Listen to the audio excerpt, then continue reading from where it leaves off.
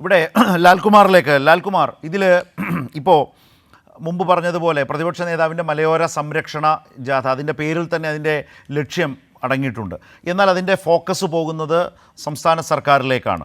അടിസ്ഥാനപരമായി കേരളം ആകെ ചർച്ച ചെയ്യുന്നതും കേരളം ഡിമാൻഡ് ചെയ്യുന്നതും മുമ്പ് നമ്മളൊക്കെ ഇപ്പോൾ പറഞ്ഞതുപോലെയുള്ള അടിസ്ഥാനപരമായ കേന്ദ്ര നിയമത്തിലെ ഭേദഗതിയാണ്.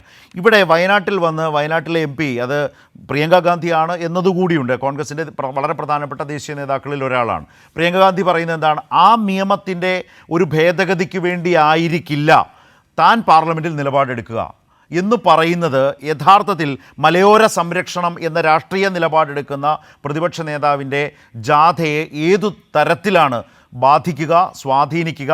കേരളത്തിൻ്റെ മലയോര ജനത പ്രിയങ്ക ഇന്ന് വയനാട്ടിൽ വെച്ച് പറഞ്ഞതിൻ്റെ ഒരു സ്പിരിറ്റിനെ, അല്ലെങ്കിൽ വയനാട്ടിൽ വെച്ച് പറഞ്ഞതിൻ്റെ ഒരു അർത്ഥത്തെ, നിലപാടിനെ ഏത് നിലയിലായിരിക്കും മനസ്സിലാക്കുക ലാലിൻ്റെ കാഴ്ചപ്പാടിൽ?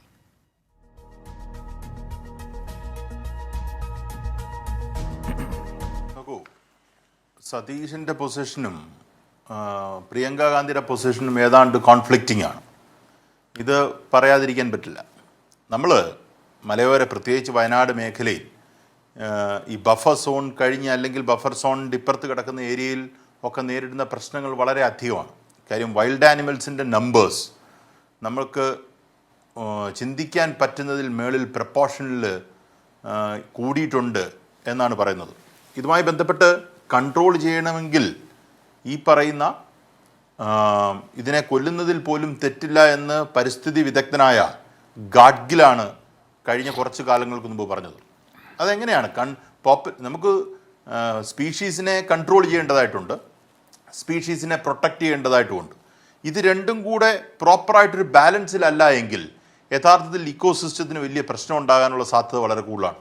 അപ്പോൾ ഗാഡ്ഗിലിൻ്റെ വളരെ വിശദമായ സംഭാഷണത്തിൽ അദ്ദേഹം പറയുന്നത്, വൈൽഡ് ആനിമൽസ്, എലിഫൻറ്റിൻ്റെ എണ്ണം കൂടുതലാണെങ്കിൽ യു ക്യാൻ കിൽ ഇറ്റ്, അല്ലെങ്കിൽ കൺട്രോൾഡ് കില്ലിങ് വേണമെങ്കിൽ ചെയ്യാം എന്നൊരു അഭിപ്രായം അദ്ദേഹം സൂചിപ്പിക്കുന്നുണ്ട്. അപ്പോൾ ഞാൻ പറഞ്ഞു വരുന്നത്, എല്ലാ രീതിയിലും നമ്മൾ ആംഡ് ആകേണ്ടതായിട്ട് ഉണ്ട്.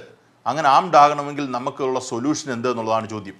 അടിസ്ഥാനപരമായി നിയമം മാറുക എന്നുള്ളതാണ്. നോക്കൂ, എന്നെ കേൾക്കുന്നവർ മനസ്സിലാക്കേണ്ട ഒരു കാര്യം, പിണറായി വിജയൻ എന്ന് പറയുന്ന വ്യക്തിക്ക് ഒരു എക്സിക്യൂട്ടീവ് ആക്ഷൻ നടക്കണമെങ്കിൽ അതിന് ലെജിസ്ലേറ്റീവ് ബാക്കിംഗ് വേണം. എന്നുവെച്ചാൽ നിയമം ഉണ്ടെങ്കിൽ മാത്രമേ ഒരു എക്സിക്യൂട്ടീവിന് പല കാര്യങ്ങളും ചെയ്യാൻ പറ്റൂ.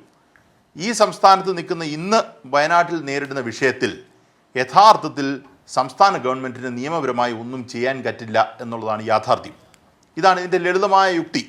അപ്പം അവിടെ കേന്ദ്രത്തിൻ്റെ എന്ന് വെച്ചാൽ പാർലമെൻറ്റിൻ്റെ ഒരു ഇടപെടലുണ്ടെങ്കിൽ മാത്രമേ നിയമത്തിന് വ്യത്യാസം വരാൻ കഴിയൂ. നിയമത്തിന് വ്യത്യാസം എന്ന് വെച്ചാൽ ഇപ്പോൾ കൺട്രോൾഡ് കില്ലിംഗ് നടത്തണം. ഗാഡ്ഗിൽ പറഞ്ഞ ഒരു കാര്യം ഈ സ്റ്റാറ്റ്യൂട്ടിനകത്ത് ഇൻകോർപ്പറേറ്റ് ചെയ്യണമെന്നിരിക്കട്ടെ. അങ്ങനെ ഉണ്ടെങ്കിലും ഈ പറയുന്ന വൈൽഡ് ലൈഫ് ആക്ട് അമെൻഡ് ചെയ്താലേ പറ്റൂ. ആ അമെൻമെൻറ്റ് ഉണ്ടാകാതെ ഒരു കാരണവശാലും ഇവിടെ സംസ്ഥാന സർക്കാർ വിചാരിച്ചാൽ ഒന്നും നടക്കില്ല. സംസ്ഥാന സർക്കാർ വിചാരിച്ചാൽ വേണമെങ്കിൽ പ്രൊട്ടക്റ്റ് ചെയ്യാനുള്ള മെഷേഴ്സിനെ കുറിച്ച് കൂടുതൽ ആലോചിക്കാമെന്ന് പറയാം, ഫണ്ടിനെ കുറിച്ച് ആലോചിക്കാമെന്ന് പറയാം, ഇങ്ങനെ കുറേ കാര്യങ്ങൾ ആലോചിക്കാവുന്നതാണ്. പക്ഷെ അതും നോക്കൂ, ഇതെല്ലാം സബ്ജക്റ്റ് എന്ന് പറഞ്ഞാൽ കൺകറൻറ്റ് ലിസ്റ്റിലും ഒക്കെ കിടക്കുന്നതാണ്. യൂണിയൻ ലിസ്റ്റിലും കൺകറൻറ്റ് ലിസ്റ്റിലുമായിട്ടൊക്കെ കിടക്കുന്ന കാര്യങ്ങളാണ്. അവിടെ സെൻറ്ററിൻ്റെ റോൾ വളരെ വളരെ വലുതാണ്, വളരെ വലുതാണ്. പ്രത്യേകിച്ച് ഫോറസ്റ്റുമായി ബന്ധപ്പെട്ട് വളരെ സിമ്പിളായി ആലോചിച്ചാൽ മതി. ശബരിമലയ്ക്ക് വേണ്ടിയിട്ട് കാട് കൂടുതൽ ആവശ്യമുണ്ട് എന്ന് പറയുമ്പം സംസ്ഥാന സർക്കാരിന് മാത്രമായി അതിലൊന്നും ചെയ്യാൻ പറ്റില്ല. കാര്യം എന്താ? അവിടെ കേന്ദ്രത്തിൻ്റെ ഇടപെടലിലൂടെ വേണം എന്ന് പറയുന്നത് പോലെ അതേ യുക്തി ഇവിടെയും ആപ്ലിക്കബിൾ ആണ്. അത് ആൾക്കാർക്ക് മനസ്സിലായിട്ടില്ല പലർക്കും.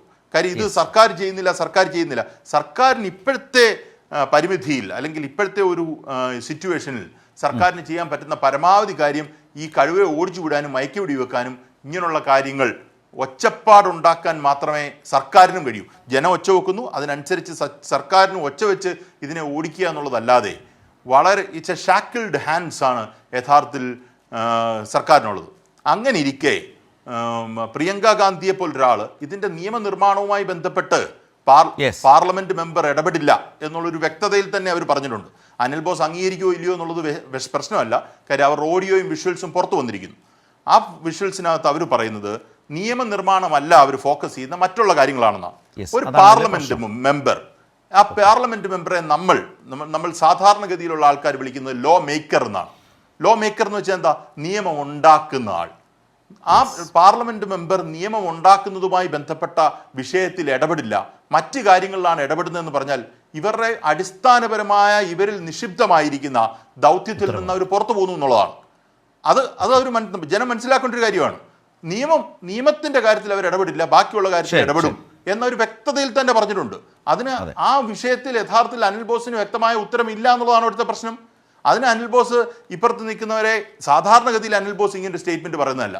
പക്ഷെ അനിൽ ബോസ് ഇങ്ങനെ സ്റ്റേറ്റ്മെന്റ് ഇന്ന് പറഞ്ഞു എന്ന് പറയുന്നത് സത്യത്തിൽ നിർഭാഗ്യകരമായ ഒരു കാര്യമാണ്.